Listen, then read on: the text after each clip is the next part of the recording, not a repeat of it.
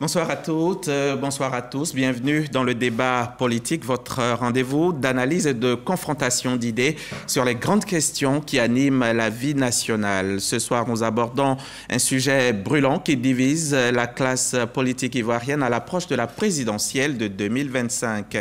C'est la révision de la liste électorale, un enjeu crucial car cette liste détermine qui pourra voter. D'un côté, certains partis politiques de l'opposition réclament une nouvelle révision pour prendre en compte de nouveaux électeurs et corriger ce qu'ils estiment être des irrégularités. De l'autre, la commission électorale indépendante évoque des contraintes de délai. Alors, devra-t-on réviser à nouveau la liste électorale en 2025 ou aller aux élections avec celle en traitement? Cette question suscite des tensions et nous allons tenter d'y voir clair ce soir avec nos invités.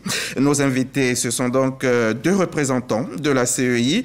Tout d'abord, nous avons Maître Ketty Yolande Yapobi, qui est porte-parole adjointe de la CEI. Dans une demi-heure à peu près, elle cédera son siège à Alain Dogou, le deuxième vice-président de l'institution. Le représentant du RHDP, c'est Brahima Doumbia, le secrétaire exécutif adjoint chargé des élections. Et Maître Blessis-Jean Chrysostome représentera le PDCI RDA, dont il est vice-président et secrétaire exécutif chargé des élections et de la veille juridique. Sébastien Dano-Djedje est avec nous pour le compte du PPACI. Il est le président exécutif du parti. Avant d'entrer dans le vif du débat, il est important de poser les bases en faisant un état des lieux de la situation actuelle. Quelles sont les dispositions légales qui encadrent la révision de la liste électorale en Côte d'Ivoire? Où en sommes-nous concrètement dans le processus? Qu'est-ce que la CEI a déjà fait? Suivons tout de suite ce reportage que nous propose Tao F. Boué. Comment s'est fait la révision de la liste électorale? Que dit la loi? Les populations se prononcent. Pour faire la révision de la liste électorale, on suit la Constitution, on n'a pas besoin d'attendre un quelconque candidat pour imposer ses lois sur la liste. La CEI donne un délai pour que ceux qui doivent voter passent pour voir dans les bureaux de vote, pour voir s'ils sont sur la liste électorale, pour qu'ils puissent être des prochains électeurs pour les élections qui arrivent. La révision de la liste électorale sert à mettre tous ceux qui sont en âge de voter sur la liste électorale. Nous écoutons quand même les politiciens, on nous parle de beaucoup de failles. Moi, je n'ai jamais voté, mais j'ai entendu parler, j'ai écrit mon nom. Cette année, je vais voter. Je ne maîtrise pas bien l'article, mais je sais que c'est ce mécanisme-là qui sert donc à tous les Ivoiriens de s'inscrire sur les listes. Je n'ai pas de pièces, mais j'ai déjà entendu parler de ça. Bon, peut-être que si la pièce, je vais voter un jour, mais je n'ai jamais voté aussi. Ce que je vais dire par rapport à la liste électorale, vraiment, si la population ivoirienne ou bien les opposants estiment que tous les Ivoiriens ne sont pas inscrits dans la liste électorale, vraiment, ça serait mieux de reprendre pour que tous les Ivoiriens se sentent dans le même canevas. C'est bien qu'on révise, parce que si la majorité dit de réviser, il faut réviser. Je pense que moi, à mon humble avis, je pense que réviser, c'est bon. Selon l'ordonnance numéro 2020-356 du 8 avril 2020 portant révision du code électoral, l'article 6 stipule: la liste électorale est un document administratif sur lequel sont inscrits l'ensemble des électeurs. Elle est permanente et publique. La liste électorale est tenue à jour annuellement par la commission chargée des élections pour tenir compte des mutations intervenues dans le corps électoral. Selon les chiffres officiels de la Commission électorale indépendante CEI, de 2010 à 2024, il y a eu 7 opérations de révision de la liste électorale. 2010, 2015, 2016, 2018, 2020, 2023 et 2024. La liste électorale définitive, LED, a tout de même évolué. De 5 725 722 en 2010, elle est passée à 8 12 425 en 2023. Les nouveaux inscrits pour la période 2010-2023 sont évalués à 2 286 703 après déduction du nombre des radiés, ce qui équivaut à un taux d'accroissement de 39,94% pour cette période. La dernière révision de la liste électorale a eu lieu du 19 octobre au 17 novembre 2024. Les résultats provisoires de cette opération sont les suivants. Total des requérants, 1 461 081. Nouvelle demande d'inscription, 943 157. Demande de mise à jour des données personnelles, 517 924. Demande d'éradiation de personnes décédées, 1207. À 8 mois de la présidentielle 2025, la question de la révision de la liste électorale alimente les conversations. L'opposition politique ivoirienne et une partie de la société civile en font une exigence pour la bonne tenue du scrutin présidentiel. Pour elle, la loi doit être appliquée. 2025 ne doit pas déroger à cette règle. La commission électorale indépendante, quant à elle, multiplie les rencontres. Elle rassure que le scrutin sera apaisé et que la révision de la liste électorale peut se faire après la présidentielle d'octobre 2025 en raison d'impératifs majeurs, entre autres la question du parrainage des candidatures. Merci Eve Boué. Maître Kéti, Maître Yapobi, il faut déjà préciser que l'enrôlement c'est une chose et l'inscription sur la liste électorale en est une autre. Il y a bien nuance. Monsieur Nza, le PDCI, excusez-moi de déranger un peu le contexte et puis la procédure que vous voulez mettre en place. Mais ce que je veux dire sonne comme un préalable à la tenue de ces débats. Nous avons reçu de la radio-télévision ivoirienne une lettre d'invitation. Et dans cette lettre d'invitation, les modalités de ce débat ont été fixées. Monsieur du PDCI-RDA, vous venez avec un ou une représentante. Un ou une représentante. À l'occasion, prendront part à ce débat politique également un représentant du PPACI, un représentant du RHDP, un représentant de la CEI. J'observe dans votre introduction et dans le contexte dans lequel nous sommes que la CEI sera représentée par 2 personnalités, donc 2 représentants pour la CEI. Nous pensons au PDCI, c'est des principes sur lesquels nous ne voulons plus transiger pour l'égalité des débats, pour l'équité dans les débats. Il faut respecter les règles qu'on s'est fixées. Un représentant. Donc si Maître Yapobi Kéti est sur le plateau, elle y reste jusqu'à la fin. Il y a des questions certainement que moi, en tant que représentant du PDCI, par rapport à la répartition faite des temps de débat et puis des axes de débat, peut-être je ne me sens pas à l'aise. J'aurais pu venir avec une ou deux personnalités pour me remplacer au cours des débats. Donc je pose cela comme un préalable pour la présence du PDCI sur le plateau. Je voudrais que la chaîne publique respecte ces engagements qu'elle a pris et qu'on puisse établir que la CEI sera représentée par un individu du début jusqu'à la fin. C'est l'égalité des débats. Merci. Maître Blessy, la RTI1 respecte ses engagements, respecte toujours ses engagements et vous n'aurez droit qu'à un seul représentant à la fois. Ce que vous êtes en train de dire, je l'aurais pris en compte si 2 représentants de la CEI étaient là maintenant sur le plateau. Vous auriez pu faire la proposition parce que vous le dites là maintenant devant le public, mais sinon vous le savez. Avant cette émission, vous saviez que la CEI aurait 2 représentants qui viendraient chacun. Si, vous le savez, c'est pas dans la note. On en a parlé tous les deux. Je ne le savais pas. Si, vous et moi, on en a parlé, Maître Blessy. Je ne le savais pas. Non, c'est pas marqué sur le courrier, mais vous et moi, on en a parlé. Votre préalable, vous auriez pu le poser et j'aurais pu peut-être vous proposer de faire pareil. Ça aurait pu être à la même minute, sur le même plateau, au même moment. On n'allait pas accepter 2 représentants peut-être du PDCI, mais si vous proposiez la même chose au moment où vous et moi, on en discutait, en ce moment-là, si je vous disais que non, vous auriez pu poser le préalable maintenant. Excusez-moi, monsieur, mais nous n'avons pas discuté de ce point. Nous n'avons pas discuté de ce point. L'égalité, c'est un traitement qui n'est pas différent. Si je peux me faire remplacer en cours de débat pour des questions que je pense ne pas maîtriser par quelqu'un d'autre sur le plateau, nous serons 2 représentants, comme vous l'avez dit dans votre contexte d'introduction. Alors je voudrais rappeler encore, et vous rappeler à vos principes. Nous sortons d'une situation précise avec un autre plateau de télévision. Nous ne voulons pas la répétition sur la chaîne publique. Nous avons accepté ce débat à la RTI parce que nous avons dit, oui, c'est une chaîne publique. Et que cette chaîne publique a des cahiers de charges. Cette chaîne publique s'est instruite sûrement de l'incident qu'il y a eu entre le PDCI et l'autre opérateur. Et je voudrais dire que, en changeant de débatteur en cours d'émission, vous rompez l'égalité entre les partis. La CEI, c'est l'organe qui est garant du processus électoral. La CEI, vous êtes les partis politiques.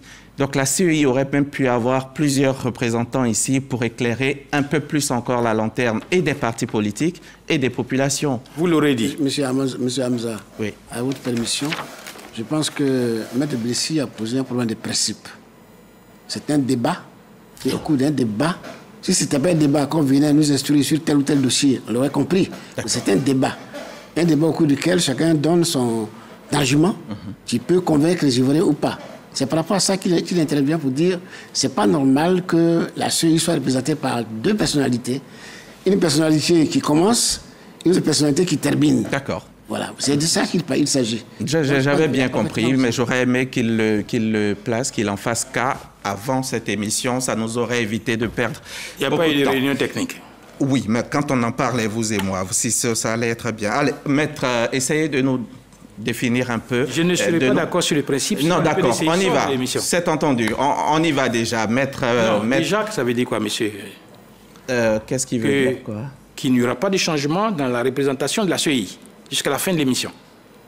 Mais Maître Yapobi, elle représente... Non, je vous réponds. Maître Yapobi représente une institution sur le plateau, autant que vous représentez le PDCI. Maître Yapobi peut aller jusqu'au bout de cette émission. Je sais, mais c'est votre principe que je veux que vous affirmiez. D'accord, on va y aller. Madame, Maître Yapobi, non, il faut l'affirmer.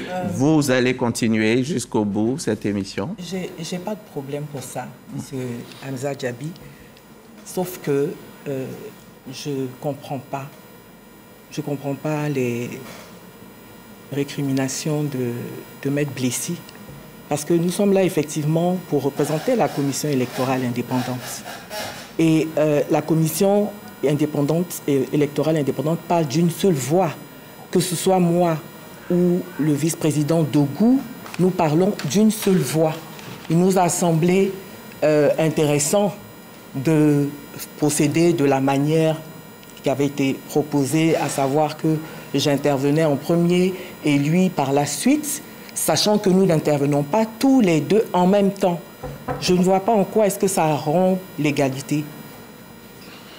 Allez-y. Franchement, je ne vois pas. Mais bon, s'il insiste, sinon je ne vois pas en quoi ça rompt l'égalité entre les parties prenantes au débat. Moi, je ne vois pas non plus le problème que ça pose, parce que ici, on vient non pas pour faire des confrontations, mais pour venir expliquer le processus électoral,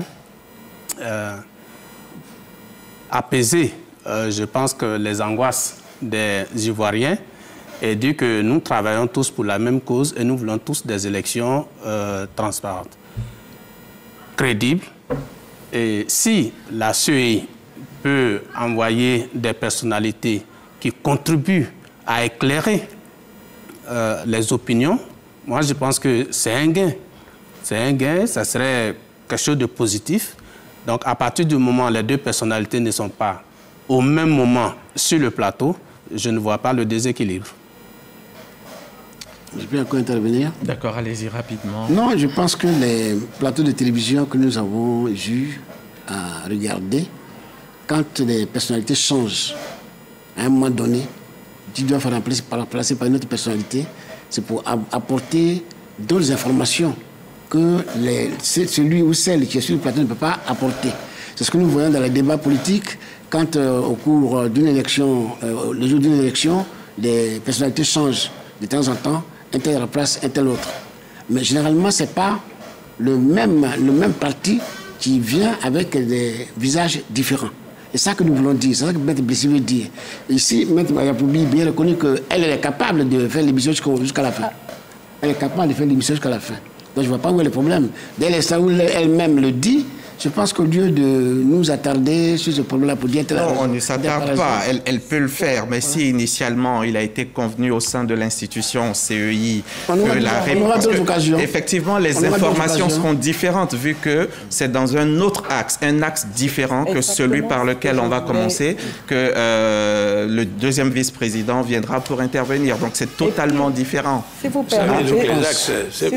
permettez, monsieur Hamza, le fait que nous soyons deux à intervenir l'un après l'autre, c'est purement une stratégie, on va dire, de communication. On a reproché beaucoup à la commission électorale de ne pas de se centrer sur le président de la commission, M. Coulibaly Cuibière, et on a reproché à la commission électorale de ne pas faire entendre les voix des autres membres de cette commission. Et c'est dans cet esprit-là uniquement que nous sommes deux aujourd'hui ce soir. Moi, en tant que proposé par le barreau, donc en tant que société civile, et le VP Dogou en tant que vice-président donc de la commission électorale, proposé par un parti politique, en l'occurrence le FPI. C'est justement pour faire savoir à nos concitoyens qu'au sein de la commission électorale, nous avons plusieurs commissaires. Et tous ces commissaires au sein de cette commission sont les émanations ou présentés, on va dire ça comme ça, par différentes chapelles politiques, y compris la société civile. C'était ça le message. C'est pour ça que je ne comprends encore pas l'opposition de mon frère Blessy. Voilà déjà 20 minutes de perdu. Il va falloir qu'on se décide. On peut y aller comme ça a été prévu initialement, Maître Blessy? Non. Je représente un parti politique qui lui aussi a une stratégie de communication, qui peut avoir pensé dans la stratégie de communication qu'une seule personne représenterait la figure de ce parti, ou alors que 3 personnes peuvent successivement, selon les axes qui seront abordés, représenter la figure de ce parti. Mais il n'en est pas ainsi. Pourquoi est-ce qu'il n'en est pas ainsi? Parce que nous estimons que lorsque vous vous engagez dans un protocole qui est dans la correspondance que vous avez adressée en invitation, vous devez, en tant que chaîne publique, respecter ce protocole, surtout qu'il émane des principes de ce que vous devez faire en tant que chaîne publique. Vous nous avez demandé de désigner une seule personne qui vient. Je suis venu seul, même pas un supporter dehors. Je suis venu seul. Peut-être y aurait-il eu une réunion technique comme on fait en football pour dire voici comment ça va se passer, ou si tel va changer de maillot, ainsi de suite, que j'aurais pu vous dire, monsieur l'animateur, le journaliste, nous ne serons pas d'accord avec 2 représentants. Mais cela n'a pas été ainsi. Quand 2 personnes se succèdent, 2 qualités se succèdent. Alors, vous avez peur de quoi? Vous avez peur de quoi? Moi, ces 2 qualités-là, qu'est-ce que vous... Je n'ai pas peur. Je dis que cette succession rompt le principe d'égalité du débat. Il y aurait... Pourquoi est-ce que vous insistez pour que ce soit ainsi? Non, je n'insiste pas. C'est ce qui a été prévu initialement. La preuve, vous en êtes informé depuis. Elle a dit qu'elle peut tenir jusqu'à la fin. Non, elle le dit maintenant, juste pour vous dire que c'est possible. C'était pas une question de mais ça a été préparé entre eux à l'institution. Moi, je veux que vous compreniez. Maître Blessy, vous saviez que ça a été préparé entre eux à l'institution. Mais forcément, si une institution envoie 2 représentants pour des axes différents... Alors que vous avez demandé un seul représentant pour tous les axes. Quand ils l'ont proposé, on n'a pas... Quand ils l'ont proposé, on n'a pas trouvé à redire. Oui, bien sûr. Ils vous l'ont proposé. Oui. Informez donc les autres partis. C'est pour ça que je répète devant la nation que vous et moi, on a évoqué ce sujet. La preuve, ça vous a permis de venir avec ce courrier. Vous m'avez appelé ce matin simplement pour me demander quelle était mon identité et ma fonction. Mais dans l'échange... On n'a pas parlé de 2 représentants ou un seul représentant. Jamais. D'accord. J'enregistre toujours mes conversations. Vous n'êtes pas adversaire. Donc, vous et la CEI, vous n'êtes pas adversaire. C'est les partis politiques qui font la compétition électorale. C'est à la RTI, non, je suis d'accord. Institution publique, que je demande de respecter le principe d'égalité et de respecter l'engagement que lui-même a écrit. Je suis d'accord. Je suis d'accord. Il y a eu un protocole. D'accord, Maître Blessy. Il y a eu un protocole, il y a quelque chose qui a été écrit. Mais si, par exemple, un parti politique comme le PPACI ou le RHDP venaient avec 2 représentants, eux sont vos adversaires. Je me suis opposé. Oui, c'est clair, forcément. Nous-mêmes, on ne l'aurait pas accepté. Sur ce plateau, on n'est pas adversaire. Cette institution... Sur ce plateau, on n'est pas adversaire. La question dont on doit débattre ne doit pas conduire à des antagonismes. Non, pas du tout. Vous avez demandé au début, quand on causait, j'ai dit non. C'est juste des incompréhensions, des points sur lesquels on n'a pas de truc. On ne vient pas pour truc. Monsieur le journaliste, revenez à votre principe. Nous venons de souffrir ailleurs de la violation de ce principe d'égalité. Et nous venons sur votre chaîne. Parce que nous pensons que la chaîne publique va respecter l'égalité dans les débats politiques. Et cela, c'est un principe sur lequel le PDCI ne va pas transiger. Parce que vous-même, vous l'avez écrit et vous êtes engagé. Maître Yapobi, vous représentez l'institution. Alors, vous allez, pour que ce débat ait lieu jusqu'au bout, on a déjà perdu 25 minutes. On va donc y aller. Merci. Merci. On va donc y aller. Alors, enrôlement et inscription sur la liste électorale. Nuance. Nuance. L'enrôlement, c'est la réception des requérants, c'est-à-dire des personnes qui souhaitent être inscrites sur la liste électorale. Ces personnes qui souhaitent être inscrites sur la liste électorale se rendent auprès de nos bureaux et viennent faire une requête. Et c'est cela l'enrôlement. Ils viennent faire une requête, laquelle requête sera examinée ensuite par la commission électorale et après quoi une décision sera prise si oui ou non cette personne remplit les conditions pour pouvoir être sur la liste électorale. Et c'est quoi ces conditions? Alors, pour être inscrit sur la liste électorale, il faut être ivoirien, avoir 18 ans révolus et jouir de ses droits civiques. Voilà les 3 conditions. Quand vous venez pour vous faire enrôler, vous devez faire la preuve que vous remplissez ces 3 conditions. On va vous demander, pour ce qui est de la nationalité ivoirienne, de produire soit une carte nationale d'identité ivoirienne, soit un certificat de nationalité ivoirienne. Voilà. D'accord. Donc, en gros, voilà la différence entre l'enrôlement et l'inscription sur la liste. Et il y a aussi, bien entendu, des critères d'exclusion ou de radiation des électeurs. Mais ça, vous allez... on va y revenir. Maître Blessy, la révision de la liste électorale en 2024, selon vous, elle est insuffisante? Oui, elle est insuffisante. C'est vrai qu'on nous a dit que à l'occasion de ces révisions, il n'y avait pas de monde qui sortait pour s'inscrire. Mais lorsque vous avez regardé la première partie avant la prolongation, la deuxième partie a été très fréquentée, les centres ont été vraiment fréquentés.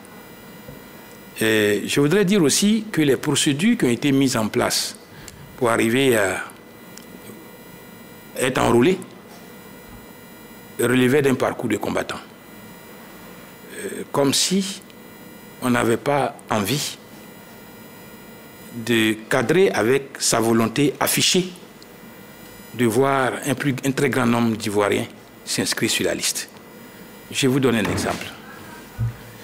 Je vais à Guibérois pour chercher à capter des personnes qui sont dans des campements ou bien dans des villages afin de les aider à établir des actes de naissance, puis ensuite des certificats de nationalité pour venir se présenter devant les centres d'enrôlement. Première difficulté. Si mon agent s'est retrouvé sur le terrain et a recensé 150 personnes dans ce campement, il doit s'adresser pour avoir la requête officielle au sous-préfet, seulement au sous-préfet, qui lui-même reçoit ces requêtes du procureur de la circonscription. Le sous-préfet n'est pas tenu de vous donner 150 requêtes alors que vous avez recensé 150 personnes. La requête simple fait l'objet de remise à dose gérée et qui ne permet pas d'enrôler toutes les personnes que vous avez captées sur le terrain. Encore qu'ils ne sont pas vos électeurs, c'est des personnes à qui vous voulez faire. Deuxième élément, lorsque vous avez pu remplir ces requêtes, que vous les avez servies au sous-préfet ou alors au maire, la deuxième difficulté, c'est de les faire servir par la suite au procureur. Lorsque les renseignements ont été faits complètement, le document doit faire l'objet d'un projet du procureur. Et le procureur n'est pas souvent dans la localité. Il y a des petites sous-préfectures, des petits campements, il n'y a pas de procureur. Le procureur, on lui sert par un envoyé. Quand la voiture du sous-préfet n'est pas en panne, on envoie quelqu'un, le procureur travaille sur les dossiers, signe, et puis appelle pour que quelqu'un aille les chercher pour venir. Le temps est dur. Troisième élément, lorsque les requêtes sont revenues du procureur, qui sont à la sous-préfecture, on vous dira, ah, monsieur... Monsieur Hamza, excusez-moi d'interrompre Maître Blessy, mais la commission électorale indépendante va se retirer, si vous le permettez, parce qu'il est inadmissible qu'un débatteur vienne poser ses lois dans cette émission. Nous avons écouté Maître Blessy. Il a évoqué une rupture d'égalité qui n'existe pas en réalité. Nous ne sommes pas sur un ring, je tiens à le rappeler, nous ne sommes pas sur un ring de boss. Nous sommes une institution qui accepte de venir en toute transparence pour expliquer le code électoral, la façon dont nous travaillons, éclairer nos concitoyens et écouter les préoccupations de nos partenaires que sont les partis politiques. Nous sommes donc partenaires et non pas adversaires d'un ring. Et la façon cavalière de faire de Maître Blessy nous amène à nous retirer uniquement pour ça. Parce que nous aurions pu effectivement rester pour faire ce débat jusqu'à la fin, mais c'est une manière de faire qui est cavalière et que nous ne pouvons pas accepter en tant qu'institution. Ce n'est pas à Maître Blessy de faire la loi sur la façon dont le plateau doit se faire. Il a évoqué une lettre par laquelle on invite un représentant de chaque parti au débat. Je suis assise là, je suis seule à parler pour le compte de la commission électorale. Après quoi, le vice-président Dogou aurait pris le relais pour parler seul aussi de la commission électorale indépendante. Je ne vois pas en quoi cela est une rupture d'égalité. Et là, il y a vraiment un manque de respect pour notre institution. Et je pense que c'est plus sage pour nous de nous retirer dans ces conditions-là. Et donc, je tenais à le dire avant de me retirer. Je suis vraiment désolée de la façon dont les choses se passent. Mais très franchement, c'est une façon cavalière, chers confrères. Et je pense qu'on aurait pu se passer de tout ce spectacle-là, qui est un spectacle qui n'est pas du tout honorable pour et la classe politique et les institutions que nous représentons. Excusez-moi de vous le dire, franchement.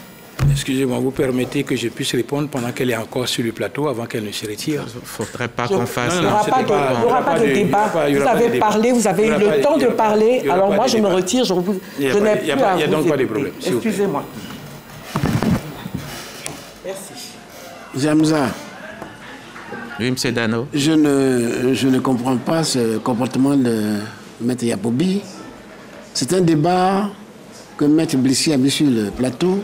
D'accord, on va pas s'éterniser sur ce point. Cette émission qui était partie pour durer 90 minutes, malheureusement, va devoir s'arrêter là parce que l'institution qui gère le processus électoral n'est plus avec nous. Personne ne pourra donc répondre aux préoccupations des différents partis politiques qui, eux, sont bien en place. Mais vous trouvez normal que l'institution se retire comme ça dans le débat? Non, cette situation est d'autant plus déplorable que Maître aurait pu aller jusqu'au bout de sa logique Ici, nous avons l'opposition et nous avons le parti au pouvoir. Le parti au pouvoir est représenté par une seule personne. Nous n'en avons pas fait un problème parce que nous venons discuter des choses sérieuses pour les Ivoiriens, les éclairer sur comment la révision se passe, quels sont les problèmes que nous avons vus, quelles sont les perspectives.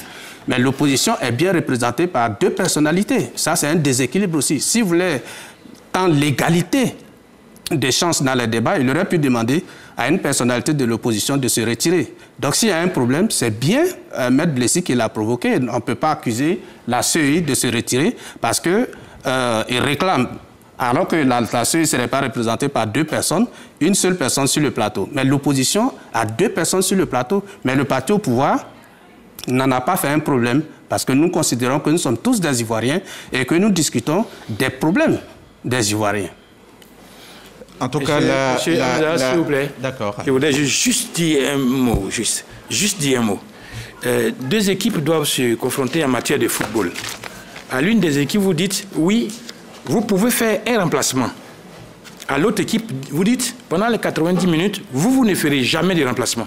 Le problème, que là, je vous arrête, parce que vous n'êtes pas en compétition avec la CEI. La CEI est arbitre ici. Non. Non, ici, sur votre terrain de jeu, non. Sur votre terrain de jeu, Maître Blessy, sur votre terrain de foot, la CEI est arbitre. Les compétiteurs, c'est vous, les partis politiques. L'institution gère l'élection, le processus électoral. Monsieur Hamza, c'est dans un autre monde que vous pourrez dire que la CEI est là pour jouer comme arbitre, ainsi de suite. Vous comprenez?